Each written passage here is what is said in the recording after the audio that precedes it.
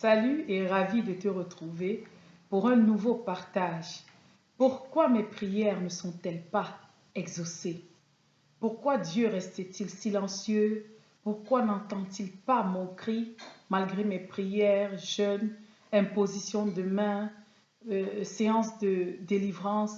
Pourquoi est-ce que je ne vis pas mon miracle? Pourquoi est-ce que je ne vois pas la main de Dieu dans ma vie?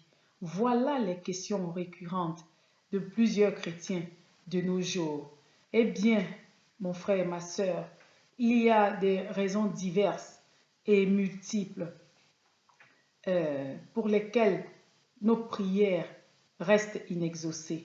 Peut-être c'est pas le plan de Dieu pour nous, peut-être c'est pas le temps de Dieu, peut-être aussi c'est dû à nos péchés, ou alors c'est une punition, un châtiment, ou encore c'est une épreuve que le Seigneur laisse ou permet dans notre vie afin de nous sculpter, de nous façonner. Et je dirais aussi que nos prières peuvent rester sans réponse parce que les motifs qui les accompagnent sont impurs. Mais dans tous les cas, il est nécessaire d'avoir cette communion avec le Saint-Esprit afin de recevoir de lui les révélations, les pensées de Dieu en ce qui concerne notre situation. Car bien évidemment, dans chaque situation, Dieu a quelque chose à dire. Frères, sœurs, aujourd'hui, moi, je voudrais m'appesantir sur l'état de cœur du chrétien, car c'est l'une des raisons majeures, je veux dire l'état du cœur, qui peut empêcher le chrétien de recevoir de Dieu ou de voir la main de Dieu dans sa vie. N'oublions surtout pas que le cœur reste le point de contact entre Dieu et l'homme. D'ailleurs, Jésus se tient aux portes de notre cœur et il frappe. Et quiconque lui en ouvre les portes, il rentre. Quiconque lui en donne accès, alors il rentre. Nous devons donc, bien-aimés, veiller plus que tout sur notre cœur. Il est écrit dans Matthieu, « Heureux sont ceux qui ont le cœur pur, car ils verront Dieu. » Alors, cher frère, tu veux voir Dieu dans ta vie, sois pur de cœur. Et c'est quoi être pur de cœur? En fait, c'est avoir un cœur débarrassé de toute souillure, un cœur débarrassé de toutes ténèbres, un cœur lumineux, radieux, un cœur où vit le Saint-Esprit, un cœur où baigne l'amour de Dieu et l'amour du prochain, un cœur qui fait jaillir la lumière, je veux dire l'amour, la générosité, la compassion, la joie, en bref, le fruit du Saint-Esprit.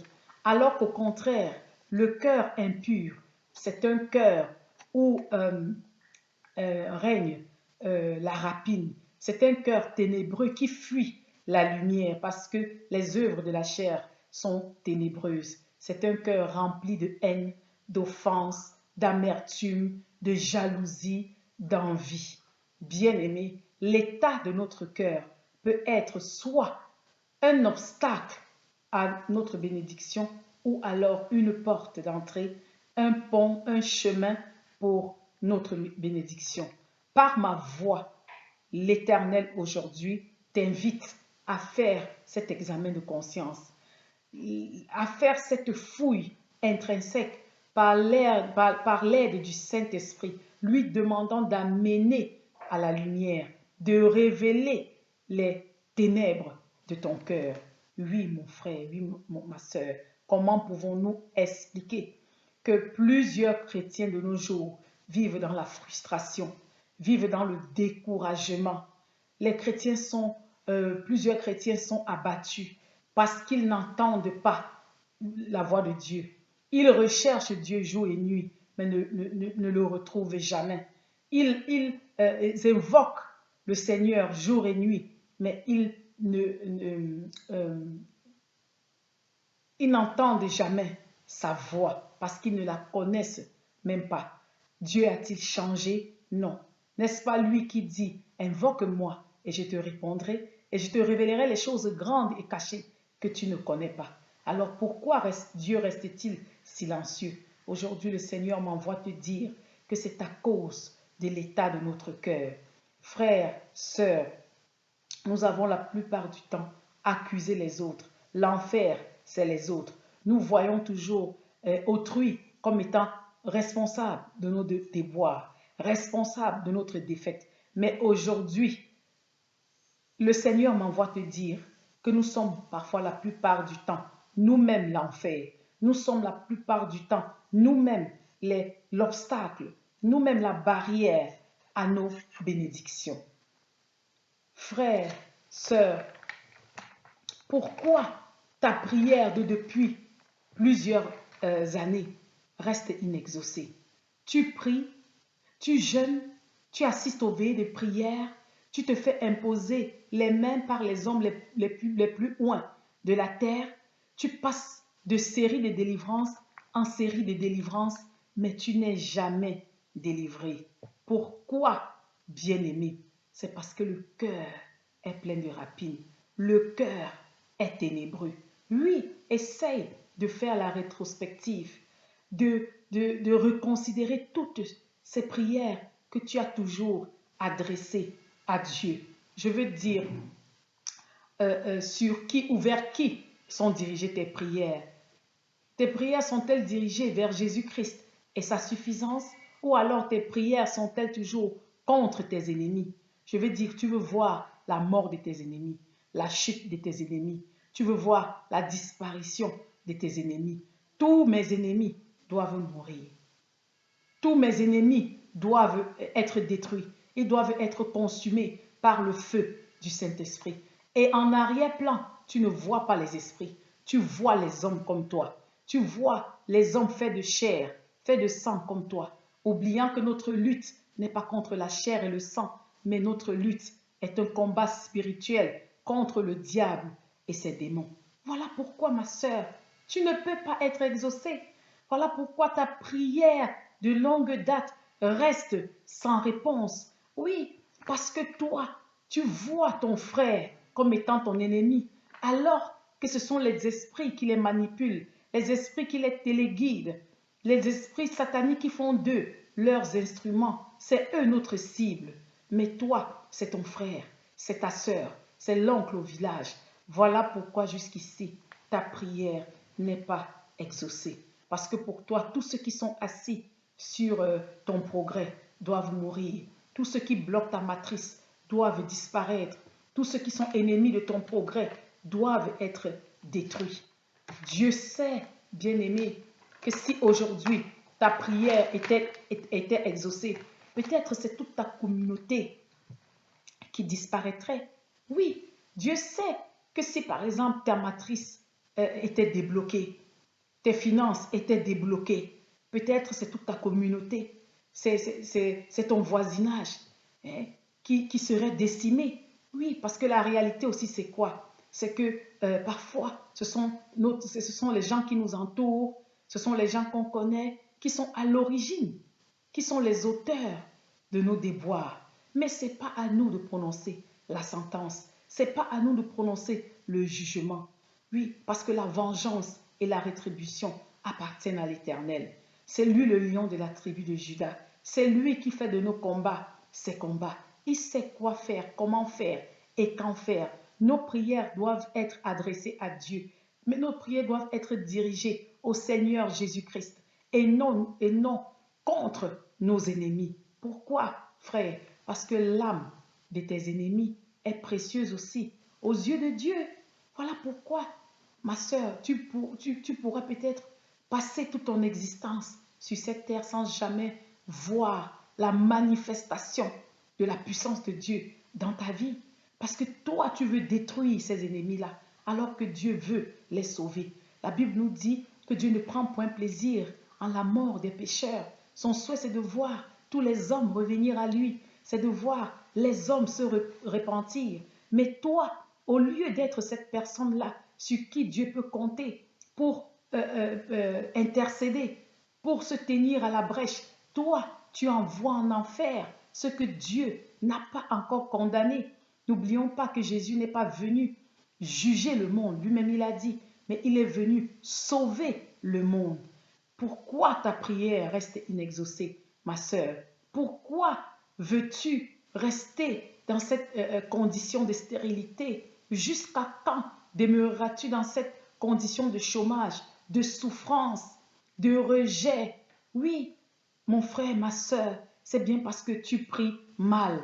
Sache que toi aussi, tu étais une fois l'ennemi de quelqu'un, mais tu n'es pas mort. La preuve, te voilà aujourd'hui, enfant de Dieu, citoyen du ciel. Souviens-toi, mon bien-aimé, que toi aussi peut-être tu étais autrefois un sorcier. Oui, la Bible dit que la rébellion est semblable à la sorcellerie. Peut-être tu étais une fois une prostituée, mais regarde ce que la grâce a fait de toi aujourd'hui.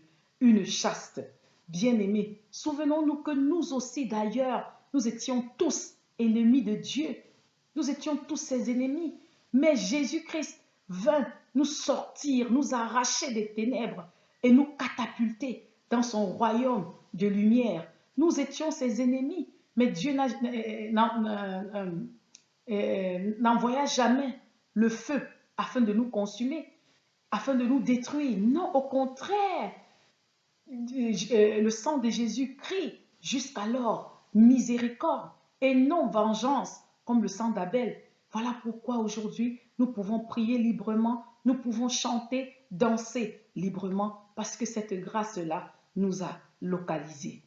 Voilà peut-être la raison pour laquelle, ma sœur, tu n'es pas exaucée. Tu pries, mais ta prière reste sans réponse parce que Dieu sait très bien que si ta prière aujourd'hui est exaucée, peut-être c'est tout ton village qui mourra. Non, Dieu a besoin de quelqu'un qui puisse se tenir à la brèche pour les autres. Nous devons lui demander de ne pas permettre aux ennemis de se réjouir à notre sujet, de ne pas nous laisser à la merci de nos ennemis. Oui, parce qu'il est écrit, quiconque se confie en l'Éternel ne sera jamais honteux et confus. C'est Dieu qui combat pour nous. Il est le lion de la tribu de Juda. Frère, si aujourd'hui, au son de ma voix, tu te décides aujourd'hui à changer ta manière de prier, à recadrer ta prière, à voir le regard fixé sur Jésus-Christ et sa suffisance, tu n'auras pas pour longtemps. Tu n'auras plus pour longtemps, bien-aimé, afin pour voir tes miracles se matérialiser dans ta vie. Oui, parce que c'est par révélation divine que moi je t'apporte ce message. Ces paroles, frères et sœurs, ne sont pas miennes. Dieu m'a dit de vous apporter ce message que beaucoup aujourd'hui ne voient pas leur prière exaucée parce qu'ils prient mal, parce qu'ils souhaitent la mort de leurs ennemis, les hommes comme vous et moi, alors que Dieu veut voir leur âme sauvée. Mais si aujourd'hui, au contraire, tu disais à ton Dieu que ces mêmes bouches-là qui te qualifient de vaurien, de stérile, soient là demain pour te voir, pour te qualifier de bienheureuse, de féconde, choisie de Dieu, bénie de Dieu. Si aujourd'hui seulement tu disais à Dieu que ces mêmes yeux-là qui voient aujourd'hui ta décadence, voient aujourd'hui ton échec, voient aujourd'hui ta chute, soient là demain pour voir ton élévation, pour voir ta gloire, pour voir ton témoignage. Bien-aimé, je te rassure que ton miracle se manifestera plus tôt que toi, tu ne l'as prévu. Oui, parce que en la présence de nos ennemis, l'Éternel, lui, il dresse une table. Frère, tes ennemis, les ennemis sont nécessaires. Et qui sait si ton ennemi aujourd'hui ne sera pas ton sauveur demain? Qui sait si cet ennemi aujourd'hui ne sera pas l'élu de Dieu demain? Souvenons-nous de Paul. Il fut un meurtrier, mais aujourd'hui, il est l'un des plus grands apôtres. Frère, qui sait, ma sœur, si ton meilleur ami aujourd'hui ne sera pas ton ennemi demain? Souvenons-nous de Judas qui mangea avec le Seigneur Jésus, mais qui à la fin le trahit. C'est à Dieu qu'appartient le jugement, car lui seul connaît le commencement de la fin et la fin du commencement. Voilà l'une des raisons majeures, je dis majeures, pour lesquelles les chrétiens restent dans l'attente de leur miracle, mais ils ne voient jamais ces miracles-là se matérialiser, se manifester dans leur vie. Parce que leurs prières sont toujours dirigées contre leurs ennemis. C'est voir la mort de leurs ennemis, l'échec de leurs ennemis. Alors que Dieu veut que toi, bien-aimé, que toi, tu sois un canal de bénédiction là où il y a la malédiction. Il veut que tu sois un canal d'amour là où il y a la haine. Il veut que tu sois un canal de vie là où il y a la mort. Bien-aimé, au son de ma voix, recadre ta prière pour ton propre intérêt. Souviens-toi que Jésus-Christ n'a jamais péché. Jamais. Pourtant, les hommes, toi et moi, nous le crucifions. Oui, bien-aimé. Mais jusqu'alors, il continue d'intercéder pour nous. Son sang continue de plaider notre cause. Criez miséricorde. Alors, si ce grand Dieu, ce Dieu 3 fois saint, qui seul avait ou a toujours le droit de nous condamner, toutes les raisons, puisqu'il est juste, il est parfait, de nous condamner, ne le fait pas. Comment nous, pécheurs de notre état, imparfaits de notre état, nous condamnons, nous jugeons, nous décrétons la mort aux autres. Voilà pourquoi Dieu reste silencieux, bien-aimé, parce qu'il sait que pour que ta matrice soit débloquée, il faut la mort de tous ces gens-là qui la bloquent. Bien-aimé, c'est vrai qu'il y a de la douleur à être trahi par les siens. C'est vrai qu'il y a vraiment de la douleur à être faussement accusé. Dieu le sait, mais c'est lui qui fera éclater notre justice. Il sait comment lui seul nous récompensera. Lui, frère, lui, sœur. Voilà pourquoi jusqu'ici, bien-aimé, tu attends ton miracle. Mais par ma voix, lève-toi, change de regard, pose-le sur Jésus-Christ et tu verras ton miracle se matérialiser. Je dirais encore, frères, sœurs, que les chrétiens, beaucoup de chrétiens ne voient pas l'exaucement à leur prière parce que les chrétiens aujourd'hui, la plupart, sont ceux-là qui critiquent le plus. Oui, jetons un coup d'œil dans les réseaux sociaux. Qui sont ceux-là qui critiquent le plus? Ce sont les chrétiens. Oui, le diable n'a pratiquement plus rien à faire. Le diable, l'accusateur, n'a plus un grand travail. Pourquoi? Lorsqu'il veut accuser, il passe par un chrétien.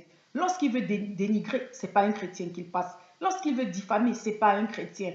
Oui, combien de pasteurs voyons-nous accuser, diffamer, salir d'autres pasteurs? Combien d'enfants de Dieu voyons-nous critiquer les autres, juger et poser le cachet de condamnation et envoyer en enfer? Ce sont les chrétiens qui critiquent les autres chrétiens, ce sont les chrétiens qui quantifient la foi des uns et des autres. C'est eux qui décident qui descendra en enfer, qui montera au ciel. Oui, parce qu'un frère n'est pas de ta dénomination, il n'est pas de ta congrégation, tu le maudis. Parce qu'une sœur ne voit pas les choses comme toi, parce qu'elle ne croit pas en ta doctrine, alors tu la qualifies de Jézabel. C'est toi qui juges. Qui es-tu, mon frère et ma sœur, pour juger? Un seul est juge, le Seigneur Jésus-Christ. Toi qui juges, qui te jugera au dernier jour? Voilà pourquoi tu n'es pas exaucé, parce que tu critiques toute la journée, tu sabotes toute la journée. Et quand la nuit vient, tu tiens la Bible et tu ressasses tous les versets bibliques et tu pries et tu te fais imposer les mains. Voilà pourquoi tu ne vis pas ton miracle. La Bible même nous dit que Dieu a mis sur nos lèvres la vie et la mort. Mais il nous recommande de choisir la vie afin de vivre. Mais toi, qu'as-tu choisi? Que laisses-tu à ton passage? Laisses-tu la vie ou la mort? Je veux dire, quand tu passes, qu'est-ce que tu laisses derrière toi? Est-ce la pagaille, la division, la haine? Ou alors laisses-tu un message de vie, un message de réconciliation, d'amour, de paix, bien-aimé? Et comment veux-tu être exaucé, ma sœur? Et comment veux-tu être exaucé, mon frère? Tu professes avoir Jésus-Christ. De tes lèvres, tu confesses Christ, mais de ton caractère, de ton comportement, tu le renies. Parce que les chrétiens aujourd'hui sont devenus les pharisiens des temps modernes. Ils lavent la coupe au dehors. Oui, l'apparence est pieuse, mais le cœur est plein de rapines. Voilà pourquoi tu as beau prier, tu as beau te faire imposer les mains par les hommes les plus loin de la terre, mais tu ne recevras pas ton miracle. Parce que ce n'est pas le frère qui prie pour toi qui a le problème. Ce n'est pas l'onction qui manque, mais c'est toi, le canal, qui est bouché. Le cœur est bouché par la haine. Le cœur est bouché par la rancune, le non-pardon, l'amertume, l'envie et la jalousie. Bien-aimé, au son de ma voix, recadre, fouille ton cœur et fais sortir de toi toutes les œuvres de la chair, la haine, les ténèbres. Les prières aussi des chrétiens ne sont pas exaucées parce que les chrétiens sont ceux-là, plusieurs chrétiens je vais dire, sont ceux-là qui méprisent et insultent. Regardons seulement dans les réseaux sociaux. Je veux dire, ils méprisent leurs aînés, ils insultent leurs aînés, alors que la Bible nous recommande de nous courber, hein, de nous prosterner, je veux dire, une révérence devant les cheveux gris, les cheveux blancs. Je veux dire, ces mains-là qui t'ont soutenu, ces gens-là qui t'ont aidé dans la vie quand tu titubais, quand tu vacillais, quand tu étais encore faible. Aujourd'hui, tu as grandi, aujourd'hui, tu es établi. Alors, qu'est-ce que tu fais? Tu les insultes, tu les chosifies, tu les méprises, tu les qualifies de vieilles outres. Cette maman-là qui t'a bercé, cette maman-là qui t'a allaité, qui ne t'a pas tué quand tu étais vulnérable. Oui, parce qu'aujourd'hui, tu as grandi, alors tu la traites de sorcière. Ce père-là qui t'a élevé, qui t'a éduqué, et qui n'était pas sorcier à ce moment, qui ne t'a pas mangé, aujourd'hui, du coup, il s'est transformé en vampire. Comment peux-tu être exaucé, ma soeur? Tu ne peux pas être exaucé parce que Dieu nous demande d'honorer nos parents. Et quiconque maudit son père et sa mère, sa lampe s'éteindra dans les ténèbres. Tu auras beau prier, ma soeur, jeûner, côté chanter en langue, mais tu ne seras pas exaucé. Pourquoi? Parce que tu déshonores tes parents, tu déshonores tes aînés, tu les insultes, tu les méprises. Oui, frères, oui, sœurs, par ma voix, change de comportement. Fais sortir de ton cœur la haine. Parce qu'aujourd'hui, plusieurs chrétiens sont devenus les champions d'accusation. Oui, c'est toujours les autres. C'est le voisin, c'est l'oncle, c'est la tante, c'est la grand-mère au village qui est responsable. C'est à cause de telle personne. Bien aimé, ce jour-là, devant le trône de Dieu, les démons ne seront pas avec nous. Nos oncles, nos tantes ne seront pas avec nous. Nous serons seuls face à Dieu le Père. Seul face à lui pour répondre à tous nos actes.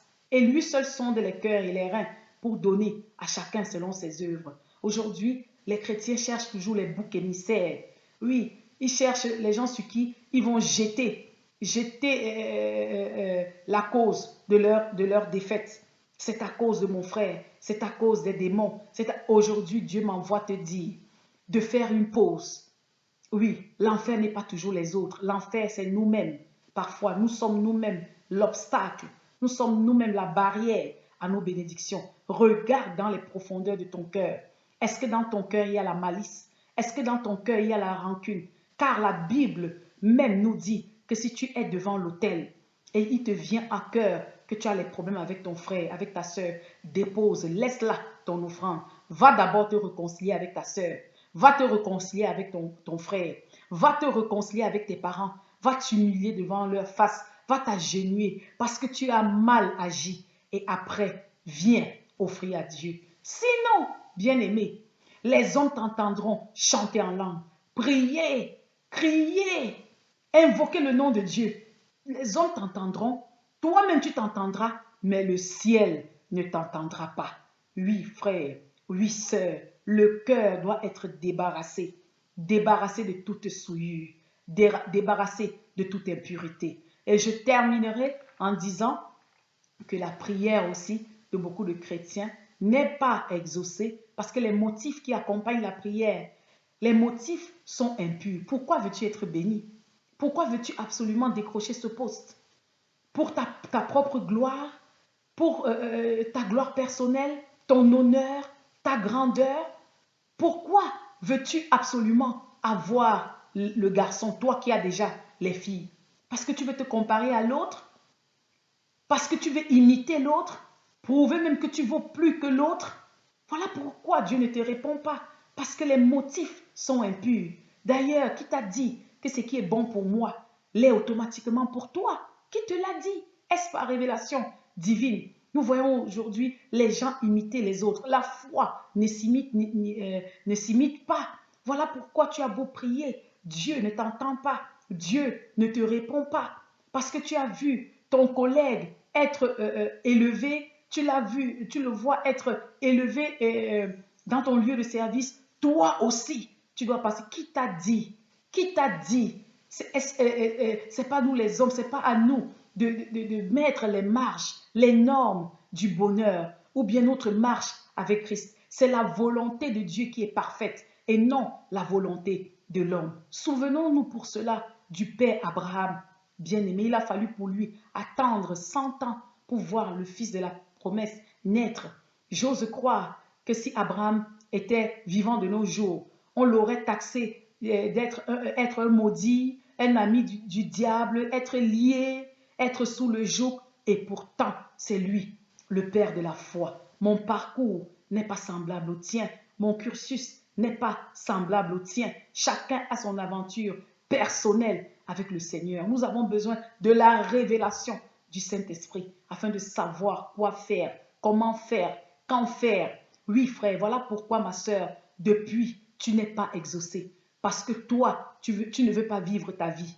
mais tu veux vivre la vie de l'autre. Tu veux imiter l'autre. Les motifs pour lesquels tu demandes à Dieu sont impurs. C'est pour la convoitise. C'est pour ton honneur personnel. C'est pour ta grandeur. Tu veux être élevé au piédestal pour piétiner les autres. Tu veux être assis au premier banc dans les places publiques parce que tu veux piétiner les autres. Parce que tu veux rabrouer, humilier, mépriser les autres. Voilà pourquoi jusqu'ici, ta prière n'est pas exaucée. Mais au son de ma voix, bien-aimé, le Seigneur m'envoie te dire que si aujourd'hui seulement tu te décidais aujourd'hui à changer de regard, à le poser sur Jésus-Christ seul, lui demander d'ôter de ton cœur la médisance, lui demander, Saint-Esprit, ôte de mon cœur la haine, ôte de mon cœur la méchanceté, viens établir ta pureté, viens établir ton amour agapé, ton amour inconditionnel. Fais de moi le canal de vie, là où il y a la mort. Fais de moi le canal de paix, là où il y a la guerre. Fais de moi le canal de réconciliation, là où il y a la division. Je te rassure, frère et sœur, que ton miracle se matérialisera plus tôt que toi, tu ne l'as prévu. D'ailleurs, moi, j'attends tes témoignages. Sois béni par ce message dans le nom de Jésus-Christ. Amen.